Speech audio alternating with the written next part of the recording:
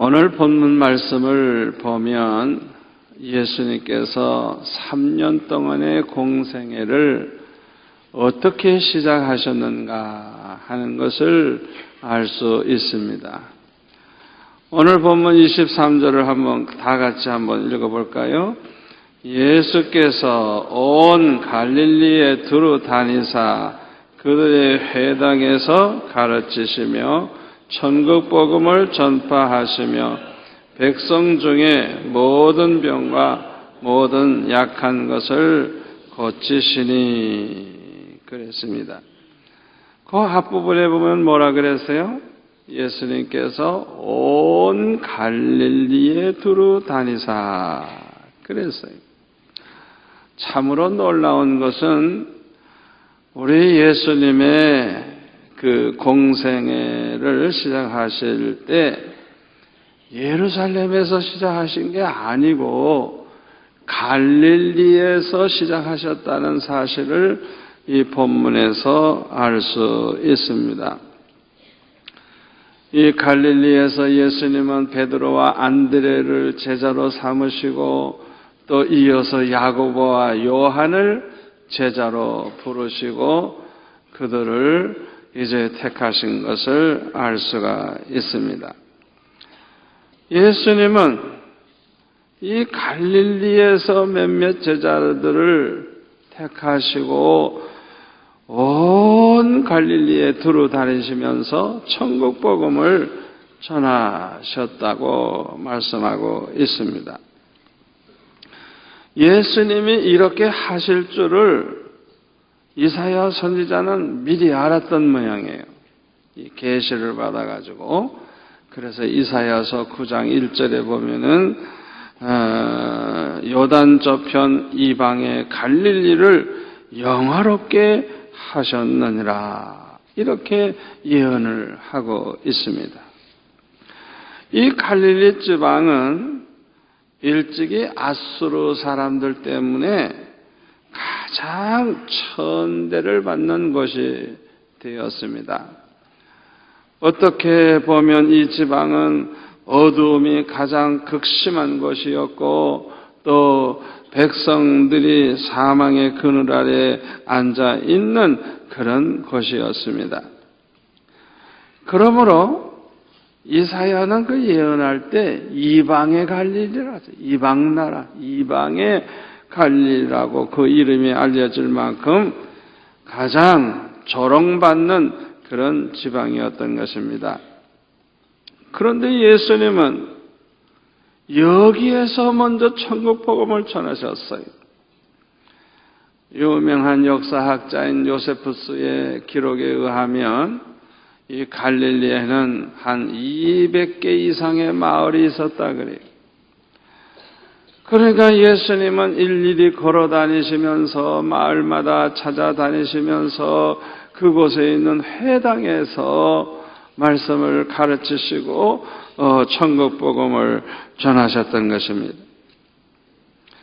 그러면 예수님께서 이 공생애를 왜 예루살렘에서 시작하지 아니하시고 갈릴리에서 시작하셨는가? 그 이유를 정확하게 알 수는 없지만은 우리 예수님은 의인을 부르러 오신 것이 아니고 죄인을 불러 구원하기 위해서 오셨기 때문일 것입니다. 누가복음 5장 32절에 보면 내가 의인을 부르러 온 것이 아니요 죄인을 불러 회개시키러 왔노라.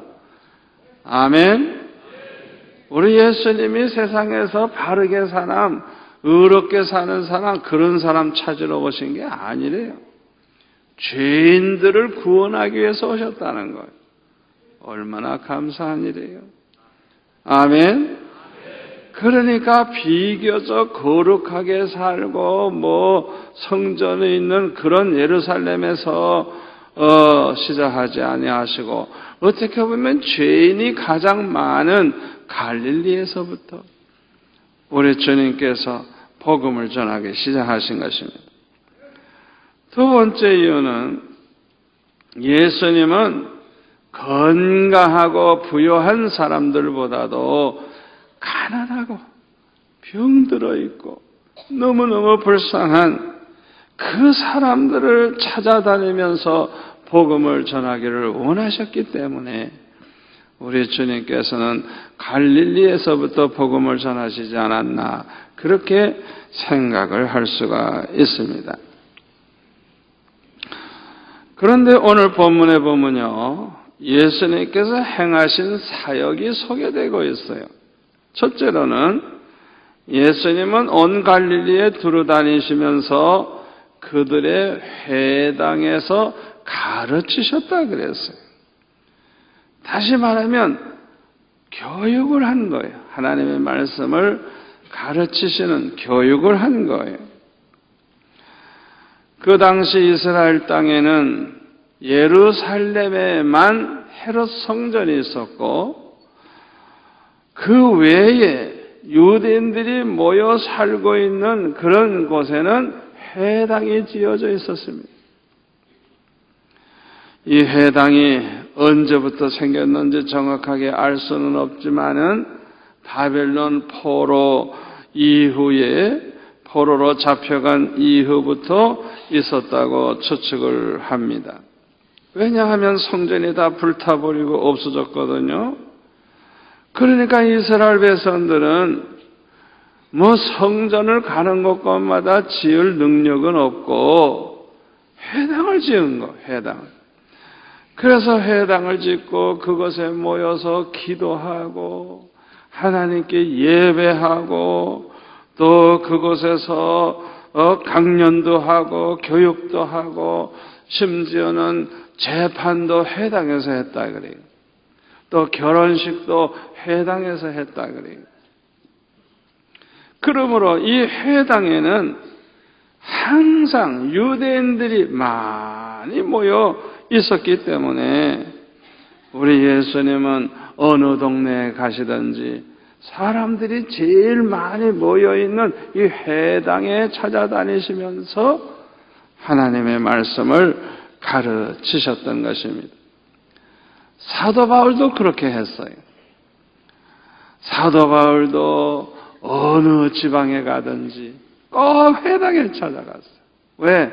회당에 가면 유대인들이 많이 있으니까 그들에게 복음을 전하기 위해서 늘 회당에 찾아간 것을 볼 수가 있습니다. 이스라엘 사람들은 이렇게 회당을 중심으로 해서 신앙생활을 하면서 살았다고 합니다. 저와 여러분은 어디를 중심으로 해서 살아야 할까요? 교회입니다. 교회를 중심으로 해서 신앙생활을 하며 살아야 할 것입니다. 오래전 얘기입니다만은 우리 교회가 개척한 지 얼마 안 됐을 때 저 대구에서 부산으로 이사 오시는 분이 소문을 듣고 왔어요. 그래서 부산에 가면 꼭 수영록교회 나가야지 생각을 하시고 이제 집으로 들어다니는데 어떻게 원칙을 세웠냐 하면 자기는 날마다 새벽 예배 나가야 되니까 걸어서 5분 안에 도착할 수 있는 그 지역에서 집을 사야 되겠다. 그렇게 생각을 하고 이제 로타리 근처에 있는 수영 로타리 근처에 있는 복덕방에 찾아가 가지고 이제 집을 알아보니까 그 근처에 집이 있는 거예요. 그래서 가보니까 너무 좋고 새 집이고 싸고 하나님이 다 준비해 놓으신 집이에요.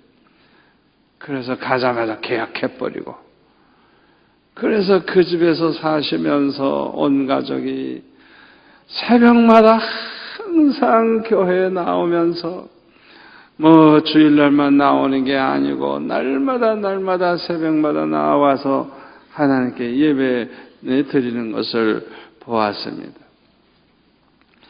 여러분 복 받으려고 하면요 언제나 어디 가야 공기가 좋고 어디 가야 환경이 좋고 어디 가야 살기 좋은가. 물론 그것도 우리가 생각해야 되지만은 우리 예수 믿는 사람, 특별히 은혜 받은 성도들은 첫째가 교회예요. 첫째가 교회. 예? 첫째가 교회예요. 내가 어떻게 하면 하루에 몇 번씩이라도 교회 가서 예배당에 엎드려 기도하고 봉사도 하고 은혜도 받고 섬기기도 하고. 아멘. 그래서 교회를 중심으로 해서 신앙생활을 마음껏 하면서 살아가면 영혼이 잘 되고, 영혼이 잘 되면 범사가 잘 되고 강건한 축복이 따라올 줄로 믿습니다. 교회는 일주일에 그저 한 번 나와서 예배 드리면 되는 그런 것이 아닙니다. 참 안타까운 것은 어떤 교회는 보면요, 예배 드리면 교인들이 그냥 싹 나가버려요. 그러면 철커덕 그냥 장가버려요. 그러니까 예배 때 외에는 아예 열지를 않아요. 그래서 우리 교회 장로님 가운데 한 분은 사무실에서 가까운 교회 가서 기도하려고 가면 언제나 잠겨 있다는 것. 그래서 할 수 없이 거기 교회를 지키는 사찰에게 부탁을 해가지고 내가 좀 와서 기도하고 싶으니까 내가 오면 좀 열어달라고. 그래가지고 열어줘야 들어가서 기도하고 나오고 그랬다 그래요. 대부분의 한국 교회가 그래요. 얼마나 안타까운 일인지 몰라요. 예수님 당시의 회당에는 언제나 문이 열려져 있어가지고 많은 유대인들이 항상 모여 있었다고 합니다. 그래서 예수님은 이들에게 하나님의 말씀을 가르치기 위해서 이 회당에 가셨어요. 아마 우리 예수님은 하나님의 말씀을 한 구절 한 구절 강해하시면서 천국의 비밀과 메시아의 오심과 또 진리에 대해서 말씀해 주셨을 것입니다. 그런데 마태복음 7장 28절에 보면 예수님의 가르치심은 다른 사람과 달랐기 때문에 이렇게 기록하고 있어요. 예수께서 이 말씀을 마치심에 무리들이 그의 가르치심에 놀라니, 이는 그 가르치시는 것이 권위 있는 자와 같고 그들의 서기관들과 같지 아니함일러라. 예수님 안에는 성령이 충만하시고 예수님 안에는 언제나 하나님의 능력이 함께 하셨기 때문에 그 말씀이 너무 은혜롭고 그 말씀에 놀라운 하나님의 능력이 나타났기 때문에 이렇게 사람들이 은혜를 받은 줄로 믿습니다. 우리 예수 믿는 사람들은요, 신앙생활을 똑바로 해야 돼요. 신앙생활을 똑바로 하지 않으면 하나님을 기쁘시게 해드리면서 살 수가 없어요. 그러므로 우리가 신앙생활을 똑바로 하기 위해서는 첫째로는 하나님이 어떤 하나님인지 똑바로 알아야 돼요. 예수님이 누군지 똑바로 알아야 돼요. 하나님을 똑바로 알고 예수님을 똑바로 알려고 하면 우선 성경을 열심히 읽어야 돼요. 여러분 적어도 1년에 1독 이상은 해야 됩니다. 80세 되신 분들 80번 못 읽었으면 그냥 날마다 그냥 부지런히 읽어서 1년에 몇 번씩 읽어서라도 80번 채우고 돌아가셔야 돼요. 자기 연세만큼은 읽어야 돼요. 어렸을 때 못 읽은 거 다 보충해야 돼요. 성경을 열심히 읽을 뿐만 아니라 열심히 성경 공부를 해서 이 가르침을 받아야 돼요. 아멘. 예수님께서 회당에서 말씀을 가르치신 것처럼 그 말씀을 가르치시는 분을 통해서 우리는 열심히 배워야만 우리 하나님이 어떤 분인지 똑바로 알고 신앙생활도 바르게 하게 될 줄로 믿습니다. 두 번째로 예수님이 하시는 일은 천국 복음을 전하시는 일이었습니다. 이것은 참으로 아주 중요한 사역입니다. 예수님께서 천국 복음을 전하셨다는 이 말씀은 예수님이 설교를 하셨다는 거예요. 설교를. 우리는 설교를 통해서 하나님의 말씀을 듣게 되죠. 그래서 여러분 잘 들으세요. 이 예배 중에 순서가 많이 있지만은 가장 중요한 시간이 이 설교 듣는 시간이에요. 아멘. 이 시간에 하나님의 음성을 듣기도 하고 설교 듣다가 주님을 만나는 체험을 하게 되기도 하고 설교 듣다가 은혜를 받게 되는 것입니다. 이렇게 설교 시간에 은혜를 받으면 믿음이 막 살아나요. 아멘. 은혜를 받으면 받을수록 믿음이 막 살아나서 믿음이 강해지고 믿음이 좋아지는 거예요. 그리고 이 설교 시간에 은혜가 충만할 때 교회가 살아나는 거예요. 왜? 믿음 좋은 사람이 많이 생기니까. 교회가 부흥이 되는 거예요. 이 설교 시간이 얼마나 중요한지 몰라요. 사도행전 2장 14절 이하에 보면 베드로의 설교가 나와요.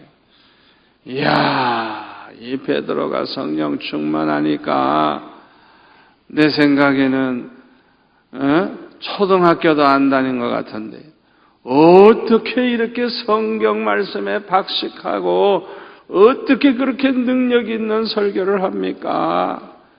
3,000명이 그냥 회개하고 세례를 받는 역사가 일어나는 걸 볼 수가 있어요.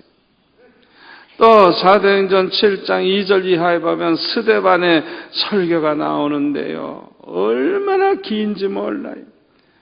이야, 이 스데반의 설교 내용을 보면요.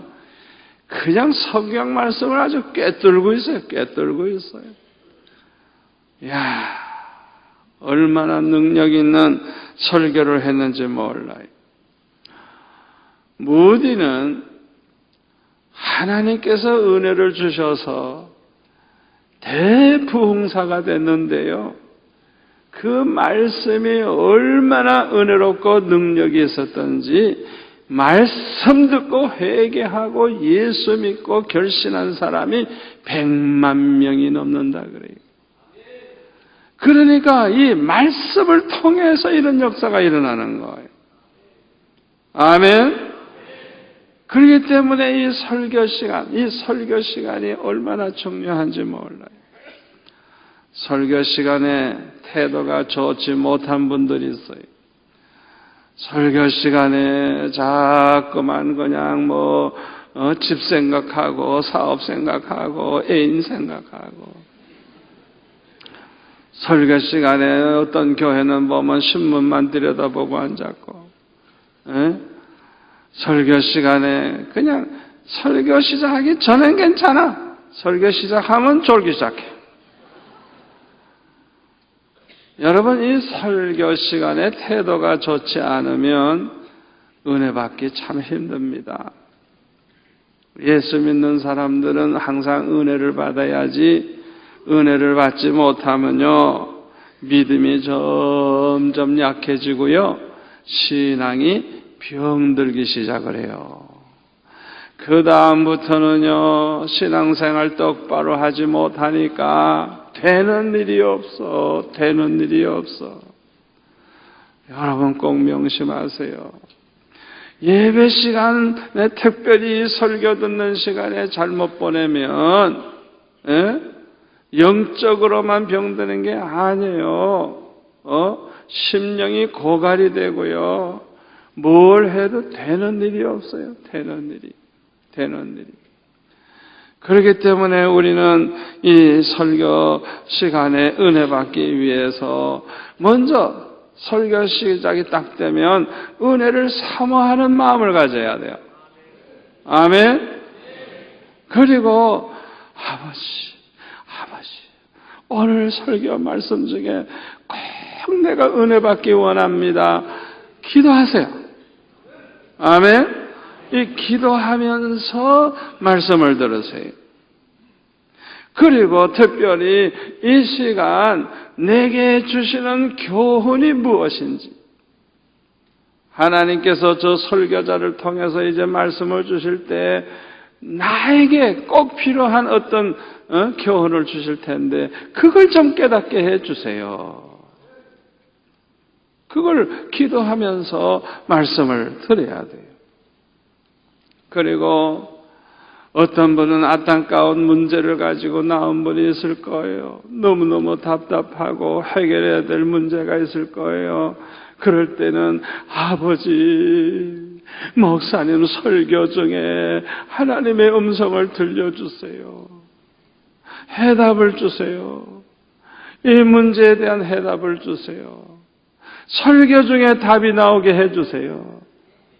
그렇게 기도하세요. 우리 교회 어떤 장로님이 사업이 어려우셔가지고 고민하면서 기도하셨대요.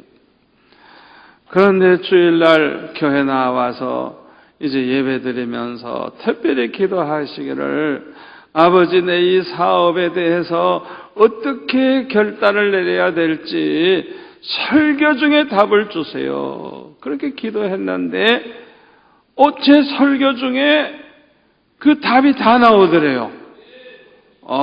그래가지고 예배 끝난 다음에 장로님이 오셔가지고 얼마나 좋아하시는지, 아이고 목사님 내가 설교 듣다가 내가 해답을 얻었다고 얼마나 좋아하는지.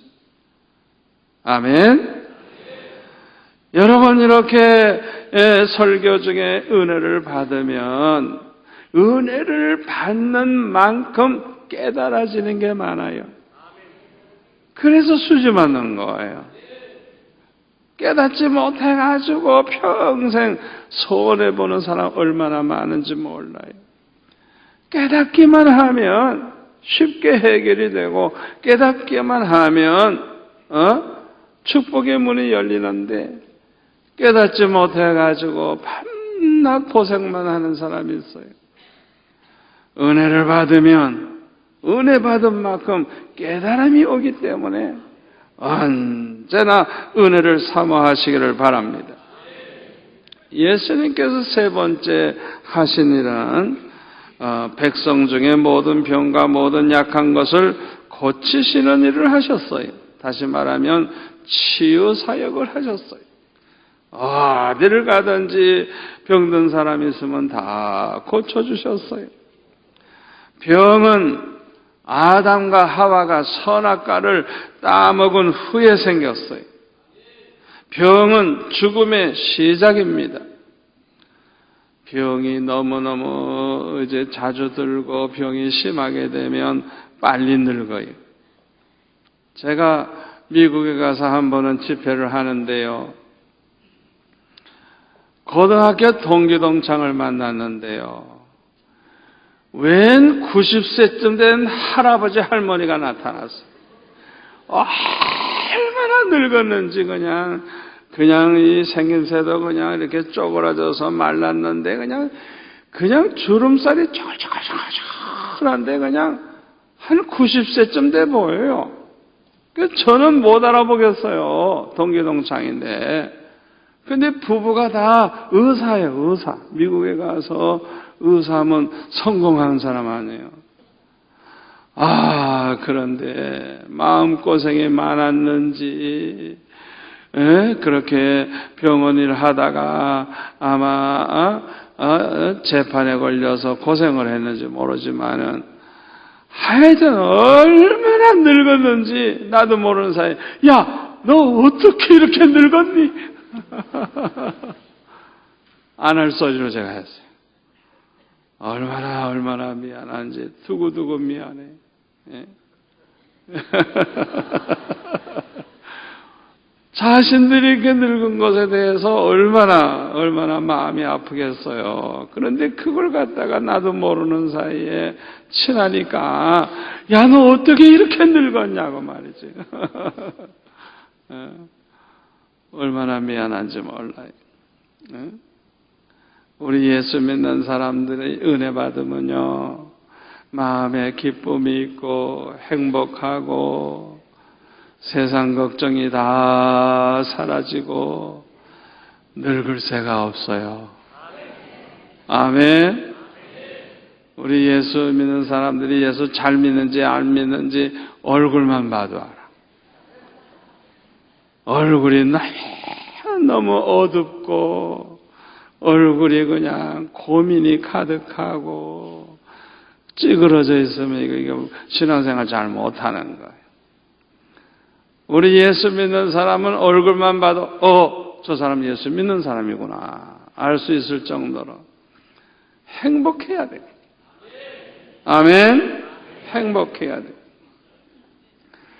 어떤 사람은 빨리 죽고 어떤 사람은 좀 시간을 오래 끈 다음에 죽기는 하지만은 병들면 결국은 다 죽게 되어 있어요. 그러므로 이 병은 하나님의 말씀, 선악과를 따먹지 말라고 한 그 말씀에 불순종한 그 죄값으로 받게 된 저주인 것입니다. 결국 모든 사람은 죽게 되기 때문에 이 죽음의 두려움을 가지고 삽니다. 그래서 히브리서 2장 15절에 보면 또 죽기를 무서워함으로 한평생 매여 정도로 타는 모든 자를 놓아주려 하심이니 우리 예수님께서 왜 육신을 입고 이 세상에 오셨느냐? 죽기를 무서워함으로 한평생 매여 종로로 타는 모든 자를 놓아주려 하심이라. 죄값으로 죽음이 왔어요. 그래서 인간들은 항상 죽음의 두려움이 있어요. 그런데 우리 예수님이 십자가를 지심으로 죄값을 대신해 주시고 우리는 부활 영생을 하게 되셨어요. 아멘. 사망을 이기신 예수님, 사망을 이기고 부활하신 예수님은 저와 여러분도 부활하여 영생복락을 누리게 된다는 걸 믿으시기를 바랍니다. 우리 예수님은요, 우리의 죄를 대속하기 위해서만 오신 거 아니에요. 모든 저주까지 다 속량하기 위해서 오셨어요. 예? 병은 죽음의 시작이니까 그것도 저주고 죽음 자체도 일종의 저주예요. 저주. 이사야 53장 5절에 보면 그가 찔림은 우리의 허물 때문이요 그가 상함은 우리의 죄악 때문이라. 그가 징계를 받음으로 우리는 평화를 누리고 그가 채찍에 맞음으로 우리는 나음을 받았도다. 아멘. 예수님 십자가 지심으로 죄 문제만 해결된 게 아니에요. 다 우리의 질고까지 짊어지셨다는 걸 알 수가 있어요. 이 말씀을 인용해서 베드로 사도는 이렇게 베드로전서 2장 24절에 보면 이렇게 말합니다. 친히 나무에 달려 그 몸으로 우리 죄를 담당하셨으니 이는 우리로 죄에 대하여 죽고 의에 대하여 살게 하려 하심이라. 다 같이 그가 채찍에 맞음으로 너희는 나음을 얻었나니. 아멘. 아멘. 얼마나 감사한 일이에요. 요한복음 10장 10절에 보면 도둑이 오는 것은 도둑질하고 죽이고 멸망시키려는 것뿐이요. 도둑은 사탄을 말해요. 내가 온 것은, 예수님이 오신 것은 양으로 생명을 얻게 하고 더 풍성히 얻게 하려는 것이라. 우리가 생명을 얻을 뿐만 아니라 영원히 영생복락을 누리게 하셨어요. 아멘. 갈라디아서 3장 13절에 보면 예수님이 우리의 그 모든 저주를 속량해 주셨는데, 예수님이 우리를 위해서 대신 저주를 받으시고 나무에 달려 죽으심으로써 우리의 모든 저주를 속량해 주시고 아브라함의 복을 받게 해 주셨다. 할렐루야. 이렇게 말씀하신 그대로 예수님은 이 세상에 오셔서 병들고 고생하는 그런 사람들을 고쳐주시는 치유 사역을 열심히 하셨어요. 예수님이 이렇게 하심으로 예수님은 하나님의 아들이심과 구약 성경이 예언한 바로 그 메시아이심을 증거해 주셨습니다. 이 세상에서는요, 병 고침을 받아도 결국에는 다 죽어요. 그러나 천국에 가면 병이 없습니다. 죽음이 없습니다. 요한계시록 21장 3절에 보면은 내가 들으니 보좌에서 큰 음성이 나서 이르되 보라 하나님의 장막이 사람들과 함께 있음에 하나님이 그들과 함께 계시리니 그들은 하나님의 백성이 되고 하나님은 친히 그들과 함께 계셔서 다 같이요 모든 눈물을 그 눈에서 닦아주시니 다시는 사망이 없고 애통하는 것이나 곡하는 것이나 아픈 것이 다시 있지 아니하리니 처음 것들이 다 지나갔음이로라. 이사야 25장 8절에도 보면 사망을 영원히 멸하실 것이라 주 여호와께서 모든 얼굴에서 눈물을 씻기시며 자기 백성의 수치를 온천에서 제하시리라. 여호와께서 이같이 말씀하셨느니라. 여러분, 우리 예수 믿는 사람은 이 세상에서 좀 고생하고 힘들어도 왜 그렇게 기뻐하고 왜 그렇게 감사하면서 삽니까? 이 세상에서 눈 감는 날이 천국에서 눈 뜨는 날이에요. 그곳에는 죽음도 없어요. 질병도 없어요. 아픈 것도 없어요. 아멘. 우리 주님께서 우리의 눈물을 다 씻어주신다 그랬어요. 여러분, 천국에 가면요, 일생에 가장 아름다울 때가 언제예요? 20대죠, 20대. 우리 할머니들. 천국에 가면 흰머리 가지고 안 나타납니다. 다 20대의 아름다운 처녀 모습으로 만날 거예요. 저도 70이 넘었지만 천국에 가면 지금보다 더 잘생겼을 거예요. 20대. 아픈 데도 없고 늙지도 않고 주름살도 하나도 없고 화장할 필요도 없어요. 몸에 장애가 있는 분들 천국에 가선 장애자가 없어요. 온전한 몸으로 우리가 만나서 영생복락을 누리게 될 줄로 믿습니다. 예수님께서는요, 성경에 보니까요, 한 번도 병자를 고쳐주지를 못하셔서 그냥 보내신 적 없어요. 예수님에게 온 사람은 다 고침받았어요. 다 고침받았어요.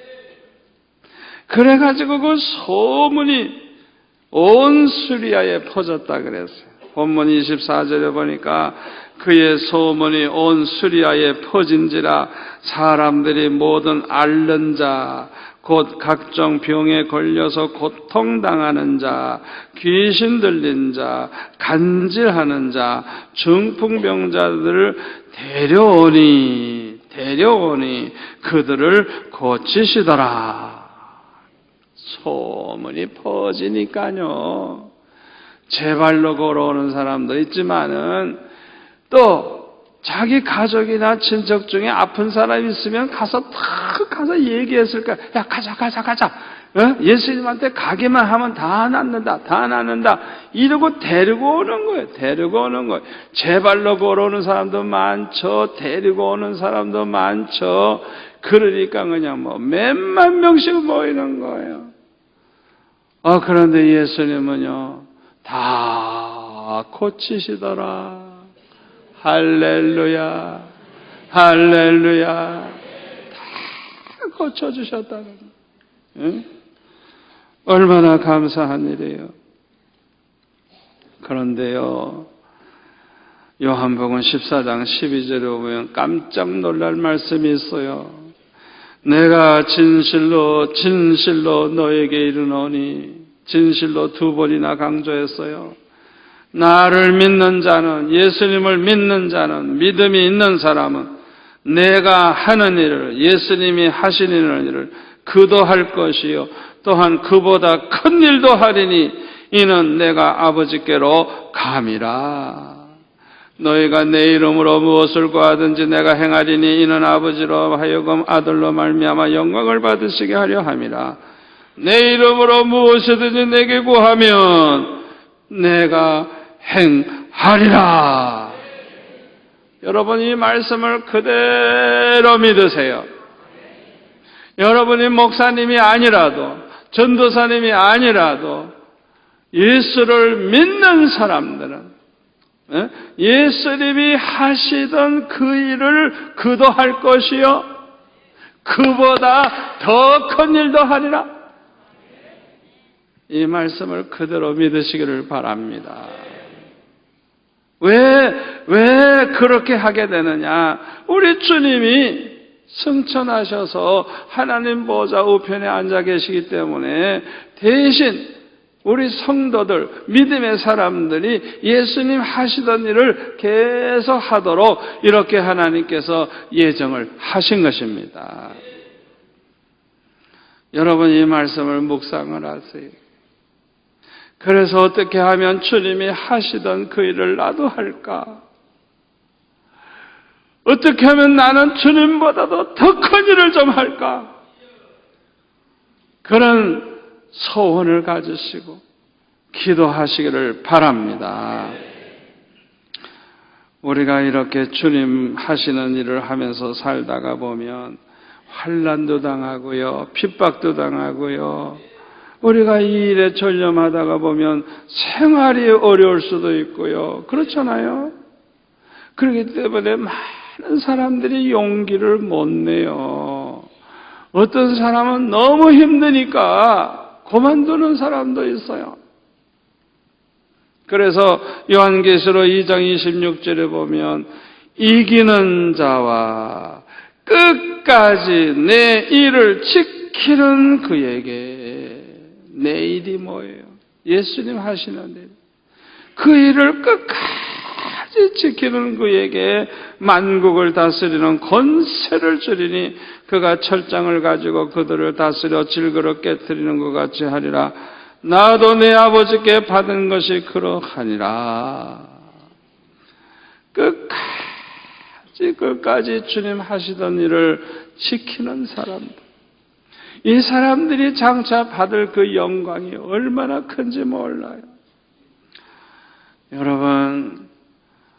여러분이 평신도로 살아도요, 분명히 주님은 말씀하시기를 나를 믿는 자는 나의 일을 그도 할 것이라고 말씀하셨으니까 여러분 모두가 다 할 수 있어요. 할 수 있어요. 믿음의 사람은 할 수 있어요. 여러분, 예수님께서 우리에게 이것을 부탁하고 가신 거예요. 나의 일을 너희들이 할 것이다. 여기에서 우리의 사명이 뭔지 깨닫게 되는 거예요. 아멘. 아무리 힘들고 어려워도 순교를 각오하고 충성하는 성도가 되시기를 축원합니다. 특히 우리 교회는 이 사명에 충성하는 그런 교회가 돼서 그냥 소문이 그냥 이 한국과 전 세계에 퍼져 나아갈 뿐만 아니라 수많은 사람들이 몰려오는 교회가 되고, 우리 교회에 나오는 사람은 누구나 다 예수 믿고 구원받을 뿐만 아니라 날마다 기적을 체험하는 살아있는 교회가 될 수 있기를 축원합니다. 이것은 오직 성령 충만할 때 이루어집니다. 우리도 성령 충만함을 받게 되면 예수님이 하시던 일을 할 수 있게 되고 더 큰 일도 할 수 있게 될 줄 믿습니다.